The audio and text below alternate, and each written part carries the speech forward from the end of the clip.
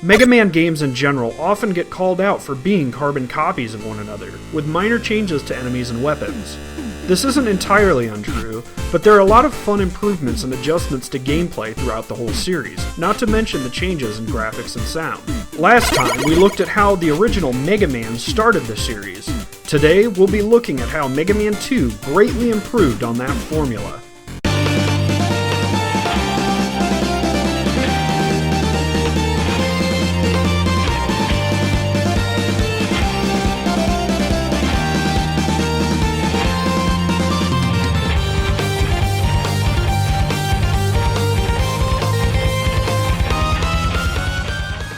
Mega Man 2 was created as a side project. The first game wasn't successful enough to warrant a sequel, but Capcom allowed it as long as the developers worked concurrently with other projects. The game was eventually released in 1988 in Japan and 1989 in North America. What the developers were able to accomplish despite the obstacles is impressive. Mega Man 2 had a ton of improvements upon the original. A normal difficulty was added for North American gamers. A password feature was also added, which would become a series staple. A slick intro sequence was included, where the previous game had none. 2 more Robot Masters were also added, giving the game a total of 8 stages to select from at the beginning. The graphics are much improved since the last game, with a lot more detail on enemy and boss graphics as well as backgrounds.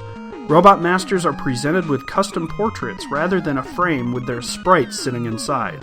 While a lot of stages in Mega Man 1 were fairly bland, with a lot of repeating patterns, they improve in Mega Man 2, with less strange clipping, repetitive patterns, and blank backgrounds. For example, look at how blocky the graphics are in Mega Man 1, with a lot of background objects look like they were just cut off mid-pattern. Some levels are better than others in the first game, but overall, Mega Man 2 just looks a lot more polished.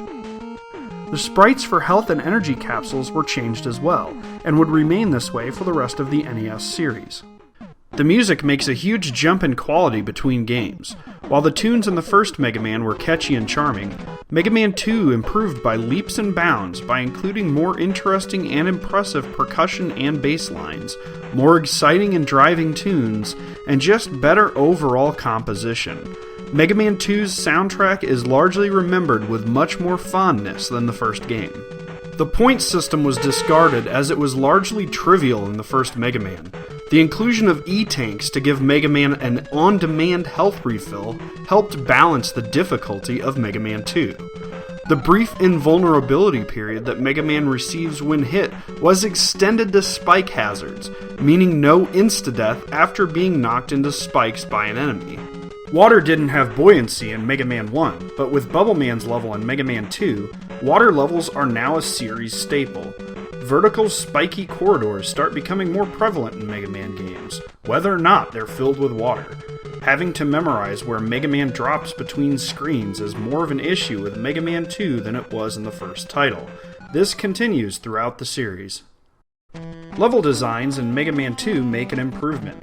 The original game has some fairly straightforward levels, while Mega Man 2 makes more use of mazes, alternate paths, and an increased number of environmental hazards. Additionally, the corridor leading to the Robot Masters was shortened, and the enemies were removed from it. Platforms that move along a track are more advanced and will move in all 4 directions in Mega Man 2. The puzzles using these platforms are just a little bit more thought out than they were in the first game. Sure, getting dropped into a pit of spikes was tricky and clever in the first game, but the platforms that move around in Mega Man 2, especially in Crash Man's stage and one of the later Wily stages, are just more fun to tackle. Additionally, platforming across treacherous areas seems more fair, without having to rely on these stupid random patterns of these stupid shooting platform bots. Enemies are more advanced as well, moving away from simple stationary turrets and enemies that move directly towards you to having more advanced behaviors and patterns. Matools now will jump up and move towards you after shooting. Birds will drop eggs filled with enemy babies on top of you. Big blue fan robots will attempt to push you away. Jester robots will attempt to drop large gears on top of Mega Man. Even the giant jumping enemies from the first game have an improved counterpart. Giant jumping robot ride armors that drop a Sniper Joe when defeated. The Robot Master's attack patterns become more intricate and more fun to tackle in Mega Man 2. The bosses of the first game mostly just ran towards you and attacked with their signature weapons, while bosses such as Quickman zip around the room trying to dodge your attack, or Crashman jumping when Mega Man does, making hitting him a more difficult task without the right weakness weapon. Even Metal Man changes the direction of the conveyor belt in his boss room. Mega Man also no longer takes damage from enemy fire after the Robot Master has been dispatched. The obtainable boss robot weapons offer more usable and varied options. The Hyper Bomb from Mega Man 1 is replaced with a Crash Bomber, which shoots straight at enemies, latches onto walls, and explodes. The Rolling Cutter is replaced with the Quick Boomerang, which shoots much more rapidly at a shorter distance than the large arc of the original. The Ice Slasher, which froze enemies in place in Mega Man 1, is replaced with a screen nuke of an enemy freeze in the Flash Stopper. Woodman's Leaf Shield marks the first sustained shield weapon of the series. The Air Shooter will fire tornadoes at an upward angle. Bubble Lead travels along the ground. The options are just much more varied and fun to implement. The game even adds in a cutscene that shows what weapon you've obtained, which carries on to future installments. In Mega Man 1, the only extra item available was the Magnet Beam, which you had to collect mid-level in Elecman's stage. This item was very basic, but also very useful, allowing you to clear large pits or skip disappearing block puzzles. Mega Man 2 replaces the Magnet Beam with 3 items: a hovering platform, a jet sled, and a wall climber. This makes tackling obstacles more interesting and fun. Dr. Wily uses a giant skull for the basis of his evil layers from here on out. Additionally, Mega Man 2 is where the look of Dr. Wily's flying capsule is solidified as a yellow saucer with a blue top. There are a few variations on this in later Mega Man NES games, but all refer to this original look, rather than the red and tan number Wily drove around in the first game. Wily's castle bosses are even more improved. The Mecha Dragon looks imposing as hell compared to anything seen in the first game.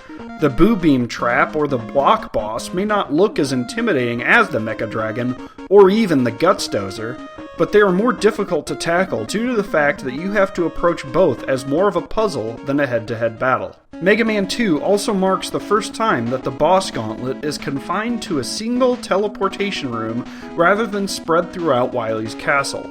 I actually liked how this was approached in Mega Man 1 more than Mega Man 2. The teleportation gauntlet is a cool idea, but running into Robot Masters as mini-bosses was more exciting in my opinion. At the end of Mega Man games, Wily always attacks with a large and elaborate ship. In Mega Man 2, after Dr. Wily escapes, Mega Man actually takes off after him for a final showdown. There are different variations on this throughout the rest of the series. Wily escapes, so Mega Man can fight him again in one last battle.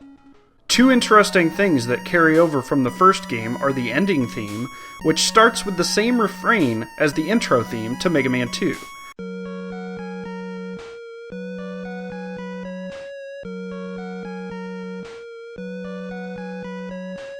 And some background graphics in Wily's castle in the first game are reused as well.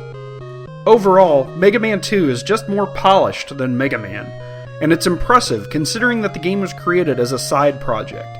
Even the ending sequence in the sequel is graphically superior and more interesting, with Mega Man changing to different Boss Master weapons with the changing seasons. Mega Man 2 improved a lot off the first Mega Man game. Was there anything I missed that you'd like to add? Leave it in the comments. And make sure to subscribe so you don't miss the next episode. Thanks for watching!